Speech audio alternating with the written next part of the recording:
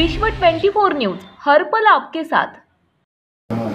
उद्या शनिवार दिनांक 5 मार्च 2022 रोजी सोलापूर जिल्ह्यातील चप्पळगाव जिल्हा परिषद मतदारसंघातील कुरुळ गणातील 8 गावांमध्ये राष्ट्रवादी पक्षाचा शाखा उद्घाटनाचा कार्यक्रम गाव तेथे शेखा शाखा घर तेथे झेंडा हा कार्यक्रम आयोजित केलेला आहे।